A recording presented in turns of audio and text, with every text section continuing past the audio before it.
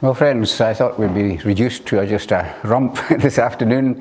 It's good to see so many have stayed on for this discussion today. So I'm just setting things off, get the ball rolling, and you are the folks that are really going to make this meeting work this afternoon. I was really encouraged by the colloquium so far. I think the addresses this morning were just so relevant and so blessed. I just felt that the Lord is with us and that He has prepared and guided those who made up this agenda today. We're really getting to grips with what really counts for us in the Church of God today. And so I'm in a sense following up on what they have said. I'm not sure exactly how the format is going to work, but I'm going to make a few remarks about how we find ourselves. And I've prepared this paper, which provides, I thought, some challenging questions for us. And you can ignore it or you can use it, but whatever. Do you get one, Mr.? No. Have you got it?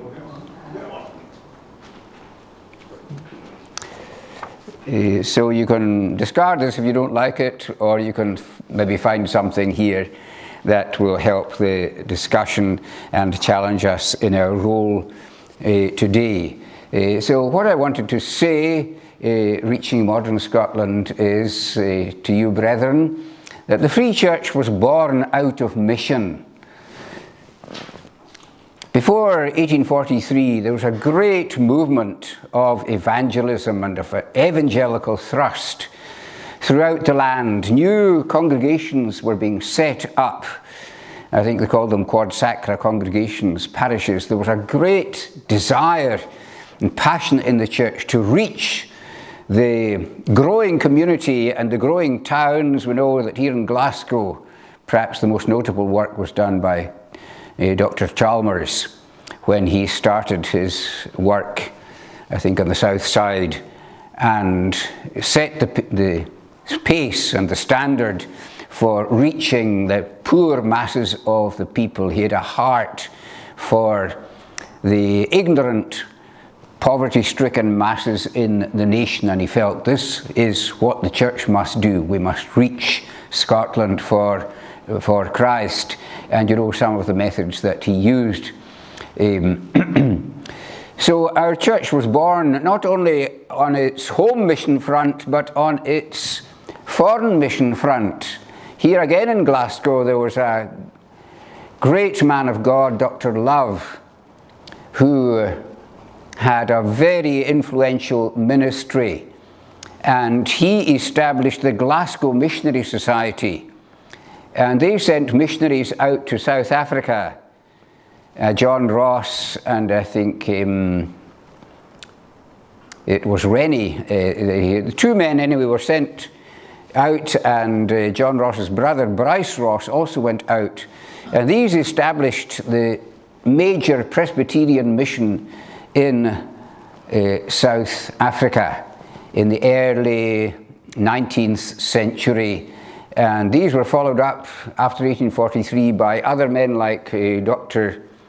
Stewart, James Stewart, who established medical work, and he established teacher training college and a huge educational work there in South Africa. And that really laid the foundation for the Christianizing, the evangelizing of the African people in South Africa. He even went up to Malawi, Dr. Stewart, and established a mission there that was continued by the Church of Scotland under Dr. Laws. So, yes, our church was born with a passion for mission. We don't need to go back to John Calvin or Jonathan Edwards. I think they had limited success. We need to look back. I think we're neglecting the great heritage we have from these great men of the 19th century and our disruption fathers and so on, and the vision that they had to reach every soul. Think of Dr. MacDonald of Ferntosh, and he would stop at nothing. He just wanted to reach the whole of the Highlands. and he even went as far as St Kilda, which was a massive task. You can get easier to Australia today than he could get out to St Kilda. On his way out to St Kilda, he was stranded in Rodel in Harris, and he had some remarkable conversions there. But he went to St Kilda, where people didn't know the gospel, and he established a gospel witness and a church there among the St Kildians. And you can add to that, you can think of Brownlow North. He wasn't an ordained minister, but he was. So much was the zeal for mission that the Free Church Assembly appointed him as an evangelist, and he went round and thousands were converted through this man from the gentry who had a call to evangelism. Perhaps we need people like that today. Think of Peter McLean from Uig and Lewis, who was so awakened and convicted by sin that he went round his whole village and woke everybody up in the middle of the night and said, "You're on your way to hell. You need to seek peace with God." And even before he was converted himself, he was the means of conversion to others. He went on from there to travel across to Canada and was mightily used there, a Free Church minister of that century. Have we lost, friends, something of that vision today? Are we the Free Church just lived to reach souls for Christ, and it seems they would stop at nothing. But I hear people saying, we're living in a different age. They don't blame the church. No, we're not at fault. It's those people out there.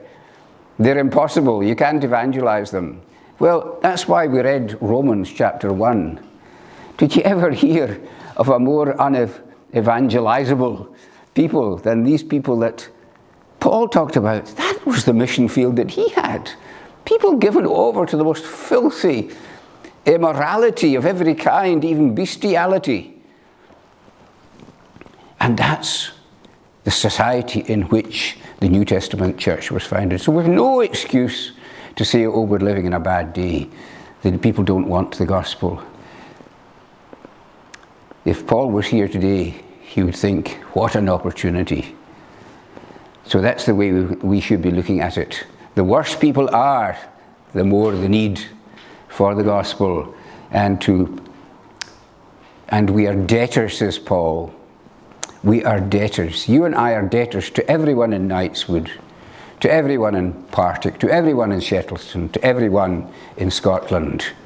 And we cannot pay that debt until we have reached every possible soul with the gospel. How are we going to do that? That's the challenge I want to place before you. How are we going to reach every soul, not only in Scotland but beyond? It's as if we're in a war situation, you could say.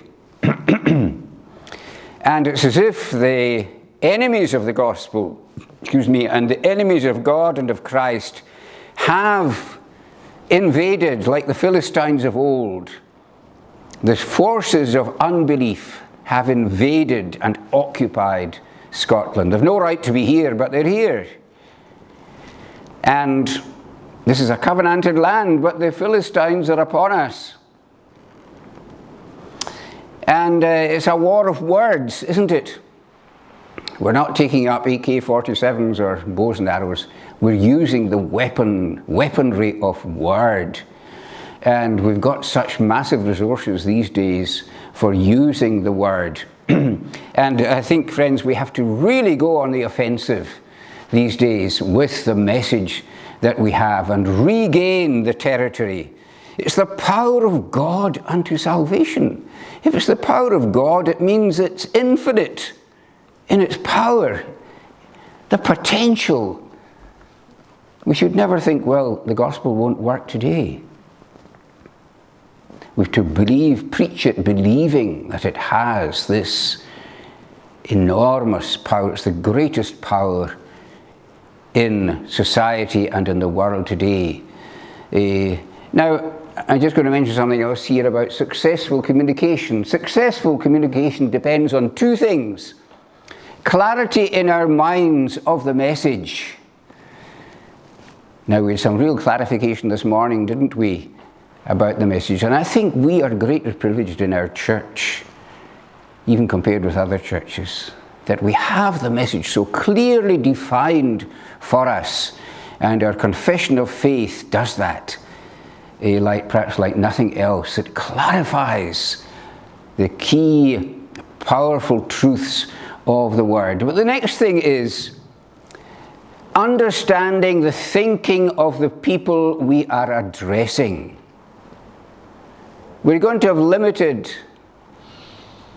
effect, you and I, if we don't understand the people of our time. You can't just throw the Word at them like throwing tomatoes at people and think that's going to work. Friends, we have to understand the mind. What's making people tick? What's making them sin? What's making them reject the gospel? We have to analyze the mind of today, and we have to keep track and keep abreast of the way people are thinking. And if we do that, then we can target. It's just like any warfare. Your weapons may be powerful, but they're not aimed and targeted, then they're not going to have the effect. The second thing I wanted to mention is this. Our target today is different to what our fathers had. When we were growing up, Mr. McLeod was just saying that during the interval, how the beginning of our ministry was different from what it is different. That doesn't mean to say it's impossible. What are the two respects in which they differ today? They are much more ignorant of the truth. People just don't know. As you said, somebody said, they can't even repeat the 10 Commandments, far less keep the commandments. They don't even know what they are. We learnt them by rote in school, and we learnt passages of Scripture in school. That's gone. There's fearful ignorance. And another thing about our target is they are much more varied in their religious background. You may have neighbours who are Hindus. You may have a mosque down the road. Even in Stornoway, there's a Roman Catholic church not so long built, and now there's a new mosque established there. We have Mormons living next door to us. How do you cope with that situation? Do you just kind of draw into a shell and kind of creep round these people? No, they are targets for the truth. They don't have the truth. Therefore, we have to reach them one way or another with the truth. I've almost said enough now, I think, for us to start the discussion. But just to mention a little bit more about Romans chapter 1. It said they made gods of animals. That's Paul how he described his target people. He said people have made gods out of animals, out of four-footed beasts. Now that's exactly our situation. The theory of evolution says that we have been created by monkeys, that monkeys were created by bears, or bears created by reptiles, reptiles created by fish. In other words, they've made gods out of four-footed beasts. It's exactly the same situation as Paul was facing. He was talking a lot about sodomy, and here we are today. Sodomy is dictating our values and our laws. Thirdly, Paul said they were promoting violence.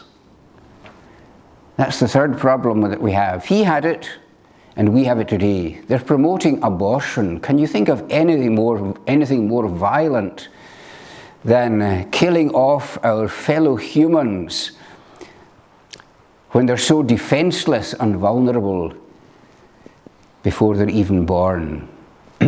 Female freedom, which is a great agenda today, is built on the murder of unborn children. How shocking this is. The right to fornicate without consequences It's built into our culture. We must have this freedom, they say. Everything must give way to this freedom. It's a sex-driven culture. And what does Paul say to this? He said, the wrath of God has been declared in the gospel against them. We must not mince matters. We must say, you are under the wrath of God. How are we going to do that? Well, that's where I'm going to turn over to you, friends, and ask you, how are we going to face this challenge? And you can have a look at this paper, and we can perhaps look at question by question